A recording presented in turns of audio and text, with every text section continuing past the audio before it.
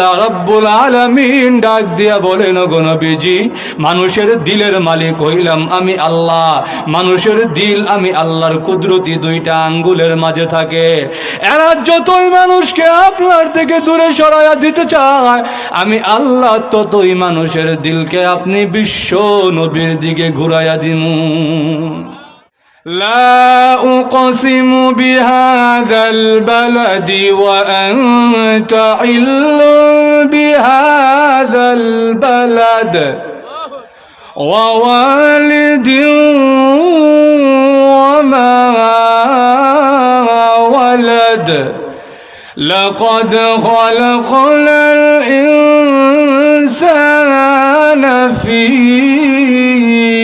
كبد। এমন সুন্দর চেহারার লোক কোনোদিনও পাগল হইতে পারে না। আর এই লোক যে তেলাওয়াত করে, এত সুন্দর তেলাওয়াত জিন্দেগিতে শুনি নাই। শুনেছি এমন সময় মক্কায় একজন রসুলের আবির্ভাব হবে। আমাদের ইহুদি আলেমের কাছ থেকে শুনেছি এই সময় মক্কায় একজন রসুলের আবির্ভাব হবে, তারপরে আর কোনো নবী আসবে না। এই সুযোগেই চান্স মিস করা যায় না। আর একটা মুহূর্ত দেরি নয়, এই মুহূর্তেই তার হাতে হাত রেখে কালিমা পড়ে মুসলমান হয়ে যায়। নবীজিকে আরবের ওই বর্বর কাফের মুশরিকরা, আইয়ামে জাহিলিয়ার বর্বর মানুষেরা যখন নবীজি কালিমার দাওয়াত দেওয়া আরম্ভ করলেন, নবীজির বিরুদ্ধে কুৎসা রটানো আরম্ভ করলেন। এদের সমস্যা হলো যে মুহাম্মদ তো সবই ঠিকঠাক, এরা কিন্তু নবীজির বিরুদ্ধে ছিল না। নবীজি যখন কালিমার দাওয়াত দেয় নাই, নবীজি কালিমার দাওয়াত দেওয়া আরম্ভ করে নাই, নবুয়তের কাজ আরম্ভ করে নাই, তখন কিন্তু এরা নবীজিকে মাথায় নিয়ে নাচত। আমার মাত বুঝেন না মনে হয় আপনারা। যখন নবীজি স্বঘোষিত নবী হন নাই, সবার কাছে গিয়ে বলেন নাই যে আমি নবী, আমার কাছে এসে কালিমা পড়ে মুসলমান হও, জান্নাত জাহান্নামের দাওয়াত দেন নাই, শুধু সাধারণভাবে সমাজে জীবন যাপন করে, তখন নবীজির আখলাক, নবীজির চরিত্র দেখে এরা সিদ্ধান্ত নিয়েছিল মুহাম্মদ আমাদের লিডার, আমাদের নেতা। জোরে বলেন ঠিক কিনা? এরা সিদ্ধান্ত নিয়েছিল যে মুহাম্মদ আমাদের খায়রুনা, আমাদের সূর্য সন্তান, আমাদের শ্রেষ্ঠ সন্তান মুহাম্মদ। গোটা আরবের লিডার হওয়ার, মুকুটহীন সম্রাট হওয়ার যোগ্যতা যার মধ্যে আছে, তার নাম হলো মুহাম্মদ। জোরে বলেন ঠিক কিনা? এটা আমার কথা নয়, আরবের কাফেররাই। নবীজি যখন দাওয়াতের কাজ আরম্ভ করছে, নবীজির কাছে এসে বলে, মুহাম্মদ আপনি যে কালিমার দাওয়াত দেন, এই দাওয়াতটা আর দিয়েন না। বিনিময়ে আপনাকে যদি আমাদের নেতা বানায়া দিতে হয়, সারা আরবের নেতা বানায়া দিব, কিন্তু কালিমার দাওয়াত দিয়েন না। এতেও যদি না হয়, সবচাইতে সুন্দরী মহিলার সাথে আপনারে বিয়া দিয়া দিব, কিন্তু কালিমার দাওয়াত দিয়েন না। এতেও যদি না হয়, মক্কার ধনভাণ্ডার আপনার জন্য খুলে দিব, যা মনে চায় সব নিয়ে যান, কিন্তু শর্ত একটা, কালিমার দাওয়াত দেওয়া যাবে। আরো জোরে। নবীজির পাশে নবীজির চাচা আবু তালেব বসা। আবু তালেব কয়, ভাতিজা, জীবনে চান্স একবারই আসে, এই চান্সটা, এই সুযোগটা মিস করন যায় না। জোরে বলেন ঠিক কিনা? আল্লাহ নবী ডাক দেয়া বলেন, হ্যাঁ চাচা, আপনিও তাদের দলে চলে যাইতে পারেন গো, কিন্তু আমি মুহাম্মদ তাদের দলে যাইতে পারি না। হ্যাঁ চাচা, এতক্ষণ যাবত আমাকে যা প্রস্তাব করেছে তা তো আমাকে দেওয়া সম্ভব, যা দেওয়া সম্ভব নয়। ওই আকাশের সূর্যটা যদি আমার ডান হাতে এনে দেয়, আর আকাশের চন্দ্রটা যদি আমি মুহাম্মদের বাম হাতে এনে দিতে পারে, তথাপিও আমি একটা মুহূর্তের জন্যও কালিমার দাওয়াত দেওয়া বন্ধ করব না। গোটা আরবের নেতা মেনে নিতে প্রস্তুত ছিল, আর নবীজির মধ্যে সেই নেতা হওয়ার যোগ্যতাও ছিল। জোরে বলেন ঠিক কিনা? কিন্তু তাদের সমস্যা হলো যে মুহাম্মদ লা ইলাহা ইল্লাল্লাহ দাওয়াত দেয়। আবু জাহেল কিন্তু হাজী সাহেব ছিল, আবু জাহেল কিন্তু আল্লাহরে মানত, কিন্তু এই কথা বিশ্বাস করত না যে আল্লাহ ছাড়া আমাদের উপাস্য আর কেউ নাই। এর ধারণা হলো আল্লাহ তো আমাদের সৃষ্টিকর্তা ঠিক আছে, আল্লাহ আমাদের মালিক ঠিক আছে, কিন্তু ইবাদত তো সরাসরি আল্লাহর করণ যেত না, কারণ আল্লাহ এমন মহান সত্তা, সরাসরি আল্লাহর ইবাদত কেমনে করি? এই জন্য কিছু মূর্তি বানায়া এই মূর্তির পূজা করি, এই মূর্তি আমরা আল্লাহর কাছে নিয়ে যাব। না নাউজুবিল্লাহ। নবীজি এসে যখন বললেন লা ইলাহা ইল্লাল্লাহ, কোনো মূর্তির পূজা করা যাবে না, কোনো মানুষের পূজা করা যাবে না, কোনো বাবার পূজা করা যাবে। আরো জোরে। আমাদের সমাজেও এখন দেখা যায় যে আমরা ঠিকই মানি আল্লাহ আমাদের সৃষ্টিকর্তা, আল্লাহ আমাদের মালিক, কিন্তু আমাদের চাকরির উন্নতি, আমরা বাচ্চা না হইলে ব্যবসায় উন্নতি করতে গেলে আরেকজনের কাছে গিয়া চাই। আল্লাহ এমন চিত্র আমরা সমাজে নাইনি। আরো জোরে।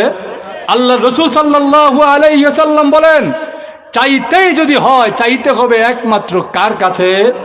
আরো জোরে। এই যে কালিমার দাওয়াত দেওয়া আরম্ভ করলেন, তখন মক্কার কাফের মুশরিক বর্বররা চিন্তা করলো, মুহাম্মদের বিরুদ্ধে যদি একটা বদনাম ছড়ায় দেওয়া যায় তাইলে কেউ আর মুহাম্মদের কথা বিশ্বাস করবে না।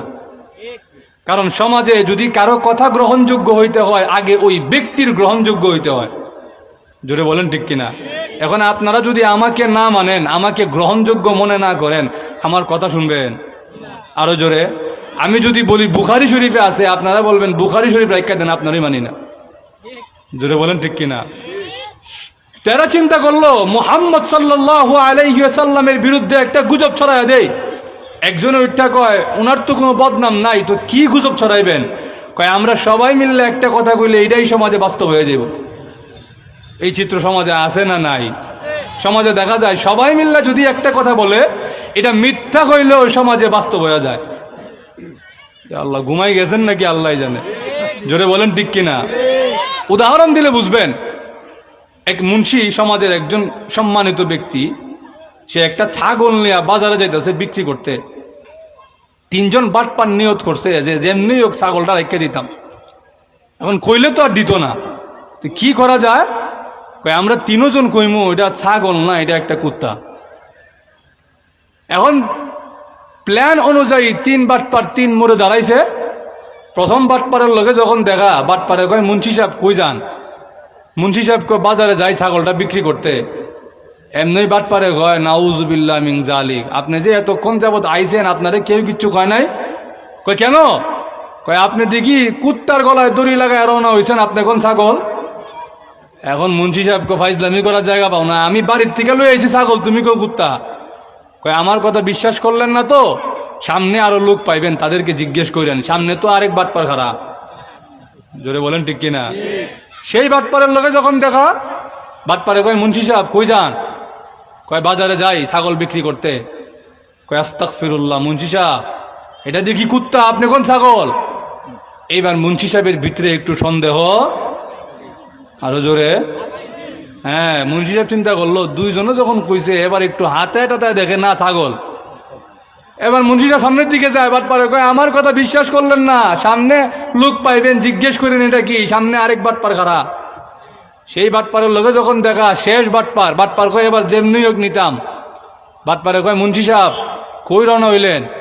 মুন্সি সাহেব এবার একটু ডরায় ডরায় কয় বাজারে যাই ছাগল বিক্রি করতে।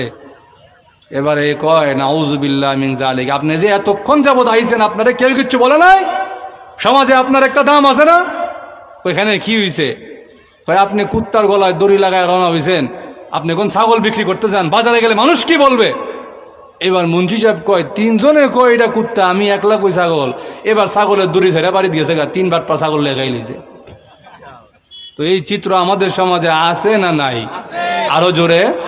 এরাও সিদ্ধান্ত নিল মুহাম্মদ থেকে যদি মানুষকে দূরে সরাইতে হয় তাহলে একটা কাজ করি, সমাজের মানুষের কাছে কাছে বলে দিব মুহাম্মদ পাগল, মুহাম্মদের কাছে যাইও না। জোরে কোন না নাউজুবিল্লাহ। আল্লাহ নবী বিশ্ব নবী রাহমাতুল আলামিন পাহাড়ের দিকে গিয়ে চোখের পানি ছেড়ে দিয়ে কাঁদে, প্রভু গো তোমার দিনের বাণী প্রচারের অপরাধে, তোমার কালিমার দাওয়াত দেওয়ার অপরাধে আমার গোষ্ঠীর লোকেরা, আমার বংশের লোকেরা, আমার এলাকার লোকেরা আমাকে পাগল বলে ডাকে। প্রভু গো এই ব্যথা আমি সহ্য করতে পারি না। আল্লাহ রাব্বুল আলামিন ডাক দিয়া বলে, নবী, আপনি চোখের পানি ছেড়ে কাঁদলেন না, আপনি চোখের পানি মুছে ফেলুন। এরা যতই মানুষকে আপনার থেকে দূরে সরাইয়া দিতে চায়, মানুষের দিলের মালিক হইলাম আমি আল্লাহ। ইন্না কুলুবা বানি আদামা কুল্লাহা বাইনা ইসবাআইনি মিন আসাবি'ir রহমান। আল্লাহ রাব্বুল আলামিন ডাক দিয়া বলেন, ওগো নবীজি, মানুষের দিলের মালিক হইলাম আমি আল্লাহ। মানুষের দিল আমি আল্লাহর কুদরতি দুইটা আঙ্গুলের মাঝে থাকে। এরা যতই মানুষকে আপনার থেকে দূরে সরাইয়া দিতে চায়, আমি আল্লাহ ততই মানুষের দিলকে আপনি বিশ্ব নবীর দিকে ঘুরাইয়া দিমু। এরা যতই দূরে সরাইয়া দিতে চাক, আমি আল্লাহ তো মানুষের দিলের মালিক, আমি মানুষের দিলকে আপনার দিকে ঘুরাইয়া দিমু। সুবহানাল্লাহ কইতেন না? কেমনে ঘুরাইয়া দিবেন? দেখা গেছে এরা নিয়ত করছে সামনে হজের মৌসুম আইতেছে, হজের মৌসুমে যখন হাজি সাহেবরা আসবে, কাবাঘরের ভিতরে 360টা মূর্তি রাখা, এই মূর্তির পূজা করতে যখন হাজি সাহেবরা আসবে, হাজি সাহেবদের কাছে বইলা দিমু, তোমরা কিন্তু মুহাম্মদের ধারে কাছে যাও না, মুহাম্মদ পাগল। কারণ এরা যদি বিদেশের লোকেরা এসে যদি মুহাম্মদ সাল্লাল্লাহু আলাইহি ওয়াসাল্লামের চরিত্র দেখে, তাইলে তো দেশের মানুষও মুসলমান হইব, বিদেশের মানুষও মুসলমান হইব। জোরে বলেন ঠিক কিনা? যেই কথা সেই কাজ। যখন হাজি সাহেবরা ঢুকছে মক্কার সীমানায় সীমানায়, আবু জাহেল, আবু লাহাব, উতবা, শাইবা, ওয়ালিদ ইবনে মুগিরা দাঁড়ায় গেছে। যে হাজি সাহেবরা ঢুকে এমনি এরা কয়, এই হাজি সাহেবরা হজ করতে আসছেন ভালো কথা, কিন্তু সাবধান, মুহাম্মদ নামের পাগলের ধারে কাছে যায়েন না। আউযুবিল্লাহ কইতেন না? হাজি সাহেবরা যখন এই খবর শুনলো যে আগেও তো হজ করতে আসছি, কিন্তু এমন তো কোনোদিন শুনি নাই, এখন হঠাৎ করে এমন কি পাগলের আবির্ভাব হইল যে মক্কার বড় বড় লিডাররা মাঠে নেমে গেছে, তাহলে তো পাগল না, পাগলও বড় পাগল। তো চলো পাগলটার একটু দেখাই। কারণ আমরা মানুষের একটা চাহিদা হইল, আমরা কোনো একটা জায়গায় গেলে ওই জায়গায় যদি কোনো দর্শনীয় স্থান থাকে, দর্শনীয় ব্যক্তি থাকে, দর্শনীয় বস্তু থাকে, তাহলে তারে দেখাই। আমার মা বুঝেননি আপনারা, আল্লাহ জানে। আপনাদের এলাকায় যদি আসি আর আপনাদের এলাকায় যদি দেখা যায় খুব মজার মিষ্টি পাওয়া যায়, তাহলে যাওয়ার সময় একজন কইবে, হুজুর আইছেন যখন আবার কবে আইন না না আইন, একটা মিষ্টি খেয়ে যান। জোরে বলেন ঠিক কিনা? কুমিল্লার দিকে গেলে দেখা যায় মাতৃ ভান্ডারের রসমলাই খাওয়া এই যারে। জোরে বলেন ঠিক কিনা? কেন? শ্রীমঙ্গল গেলে দেখা যায় ছোট ছোট আনারস নিয়ে আসে, কই হুজুর আবার কবে আইবেন না না আইবেন, একটা আনারস খেয়ে যান। জোরে বলেন ঠিক কিনা? ঠিক তেমনই ভাবে আপনাদের সিলেটেও কেউ আসলে কয়, একবার আইসি আবার কবে আইমু না না আইমু, শাহজালাল আর শাহপরানের মাজারটা জিয়ারত করে যায়। জোরে বলেন ঠিক কিনা? যে মাজারে যায় সেও জিয়ারত করে, যে যায় না সেও জিয়ারত করে। করে কি করে না? কেন? যে এটা আমাদের এখানে দর্শনীয় স্থান, একবার আসছি আবার কবে না কবে আইমু দেখা যায়। এরাও চিন্তা করলো যে এই পাগলের কথা যখন বড় বড় লিডাররা কয়, পাগলটারে দেখা যায়, একবার আইছি আবার কবে না কবে আইমু, দেখা যায় পাগলটারে। গেছে এবার পাগল দেখতে গিয়া দেখে আল্লাহর নবী বিশ্ব নবী রাহমাতুল লিল আলামিন বসে বসে কোরআন তেলাওয়াত করে। লা উকসিমু বিহাযাল বালাদি ওয়া আনতা ইল্লু বিহাযাল বালাদ ওয়া ওয়ালিদিন ওয়া মা ওয়ালাদ লাকাদ খালাকনাল ইনসানা ফী কাবাদ। এরা কয় পাগলের কথাও শুনছি, আগের লাইন পরের লাইনের কোনো মিল নাই। উনি যে পড়ে কি জানি পড়ে, এত সুন্দর তার তেলাওয়াত, আগের লাইন পরের লাইনের মধ্যে দেখা যায় কি সুন্দর অন্তমিল, ওয়ালাদা বালাদা কাবাদা। আবার তার চেহারার দিকে তাকায়া দেখো, তার চেহারার আলোতে কাবাগরের দেওয়াল আলোকিত হয়ে গেছে। এই লোক পাগল হইতে পারে? আরো জোরে হ্যাঁ। হাজী সাহেব এমন সুন্দর চেহারার লোক কোনোদিনও পাগল হইতে পারে না। আর এই লোক যে তেলাওয়াত করে এত সুন্দর তেলাওয়াত জিন্দেগিতে শুনি নাই। শুনেছি এমন সময় মক্কায় একজন রসুলের আবির্ভাব হবে। আমাদের ইহুদি আলেমের কাছ থেকে শুনেছি এই সময় মক্কায় একজন রসুলের আবির্ভাব হবে, তারপরে আর কোনো নবী আসবে না। এই সুযোগেই চান্স মিস করা যায় না। আর একটা মুহূর্ত দেরি নয়, এই মুহূর্তেই তার হাতে হাত রেখে কালিমা পড়ে মুসলমান হয়ে যায়। আল্লাহ ঘুরায় দিছেনি। আরো জোরে, মানুষের দিলের মালিক কে? আরো জোরে। এই জন্যে কারো প্রাথমিক জীবন দেখে তাকে জাজ করতে নাই, বিচার করতে নাই। জোরে বলেন ঠিক কিনা? আমাদের সমাজে এমন অনেক লোক দেখা যায়, এমন অবস্থা সারা দিন বউরে মারে, বাজারে গিয়ে চিল্লা ফাল্লা করে, মদ খায়, গাঞ্জা খায়, কিন্তু এমন লোকটা দেখা যায় 10 বছর পরে তারে দেখলে মনে হয় সে কোনো মাদ্রাসা শাইখুল হাদিস। এমন আছে না নাই? একজন লোক ছিল, সে সারা দিন খালি বউর লোকে গ্যাঞ্জাম করতো, বাজারে চিল্লা ফাল্লা করতো, আর বাসাত গিয়াই লবণ বেশি হইলেও বড় মারতো, কম হইলেও বউরে মারতো। এমন কিছু বউ পিটেন না আমরা সমাজে আছে না নাই? এটা মানুষ নাও মানুষ। আরো জোরে। এই লোক যখন এমনি বউ পিটায়, তার পাশের একজন মানুষ তাবলিগের আমির সাহেব, সে চিন্তা করলো এরে কিছু একটা করণ দরকার, এর যন্ত্রণায় তো আমরাও ঘুমাইতে পারি না, রাত নাই দিন নাই খালি বউরে পিটায়, বউ চিল্লায়, হেও চিল্লায়, থালা বাড়ির বাড়ামারি, বাসন ভাঙ্গা ভাঙ্গি। তো এক কাম করি, এরে একবার বুঝায় সুজায় জোর করে চিল্লাত পড়াই দিই। তো এবার এরে জোর করে সবাই মিল্লা লইয়া গেছে, চিল্লাত নিয়ে গেছে। এবার নিয়ে যাওয়ার পরে আপনারা যারা তাবলিগে গেছেন দেখবেন, তাবলিগে কেউ খাদেম আর কেউ মাখদুম, একজন সেবা করবো আরেকজন বয়া বয়া খালি সেবা নইব, এটা সুযোগ তাবলিগে নাই। আরো জোরে। যদি 40 জন থাকে, 40 জনের খেদমত করন লাগে। জোরে বলেন ঠিক কিনা? এখন সে তো প্রথম লোক, এই জিন্দিগির প্রথম তাবলিগে আসছে, এখন তারেও কইছে তোমারও খেদমত করন লাগবো। রান্না তো তুমি করতে পারো না, কেউ যদি রান্ধে তার লগে লগে বৈশাখ তরকারি কাটতে লবণ দিও, লবণ চাইক্য, এটাও করন লাগবো। এখন তারে দায়িত্ব দিল, একজন রান্না করবে আর সে তার সহযোগী হিসাবে কাজ করবে। এখন রান্না যখন করতে গেছে, তার লগে যে রান্নার দায়িত্বে যিনি বাবুর্চি, সে রান্না করতেছে, সে গিয়া কো ভাই সাহেব কিছু করতাম নি, কিছু করণ লাগবো নি, কোনো সাহায্য করণ লাগবো নি। পয়সা যাক তুমি যখন আইসো, আচ্ছা আমি একটু বাথরুমে যাই, তুমি এক কাজ করো, তুমি একটু দেখো এখানে কোনো মশা মাছি তা নি বয়। আচ্ছা ঠিক আছে। আর যদি কোনো নাড়া দেওয়ার লাগে একটু নাড়া দিয়ে দিও। আচ্ছা ঠিক আছে। এবার যখন গেছে তিনি বাথরুমে, সে চিন্তা করলো তাই তো বাথরুমে গেছে গে, আল্লাহ জানে লবণ দিছে কি দিছে না, একটু চাইকা দেখি। লবণ চাইকা দেখে এর কাছে লবণ হয়েছে না এটা, এবার দিয়ে দিছে লবণ একটু। আমারও তো দায়িত্ব আছে রান্দার, আমি একটু লবণ দিয়ে দিই। এবার দিছে একটু লবণ। এবার যখন দিছে, আরেকজন আইসে, ভাই সাহেব আপনার লোকের বাবুর্চি কই? তাই বাথরুমে গেছে। আপনার কিছু লাগবো নি? আইসেন যখন আপনি একটু দেখবেন, আমিও বাথরুম থেকে আই। গেছে তাই বাথরুমে। এবার সে চিন্তা করলো রান্না তো প্রায় শেষ, খিচুড়ি প্রায় হয়ে গেছে, এখন যদি না উঠাই এটা খাওয়ার যোগ্য থাকবে না, চাইলে টাইলে এটা পুড়ে দেবো কি। সে চিন্তা করলো উড়ায় যখন লামো, উড়ানোর আগে একটু লবণ দিয়ে দিই। সেও দিছে, এবার একটু লবণ দিয়ে একটু নাড়াচাড়া দিয়ে উড়াই লাইছে। এবার কন্ত দেখি লবণ দিছে কয়জন, এটা খাওয়ার যোগ্য আসেনি। আরো জোরে। টাইম যখন উঠাই লাইছে, বাবুর্চি আয় দেখে রান্নার খামো শেষ, উড়াই লাইছে। মাশাআল্লাহ, যাক আমার লোকে ভালো একজন খামলা দিছে। আমি বাথরুম থেকে আইতে আইতে উড়াই লাইছে সব।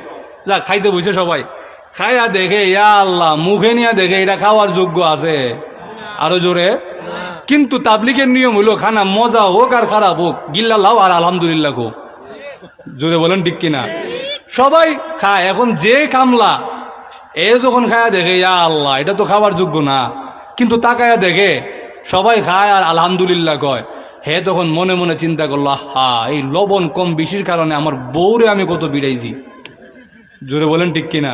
কিন্তু এখন দেখি আমিও লবণ দিলাম, খাওয়ানটা যোগ্য না। এখন দেখি সবাই খায় লাই, কেউ আমার দিকে রং লাল চোখ নিয়ে কেউ তাকায় না।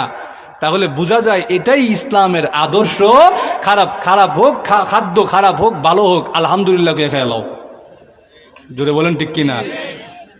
এবার যখন সে বাড়িতে আসছে, আইসা বউরে ধরে, ও বউ, জিন্দিগিতে তোমারে বহুত মারছি, আমারে মাফ করে দাও, তুমি যদি মাফ না করো আল্লাহ আমারে ধরে লইব। বউ মনে করছে আমার লোকে মনে পাইছিলামি করে, আচ্ছা একদিন টেস্ট করে দেখি।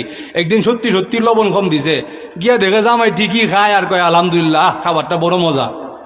বউ কয় ঠিকই আছে, আমার জামাই আমার টাইম তেলে সত্যি সত্যি সুস্থ হয়ে গেছে কি। জোরে বলেন ঠিক কিনা?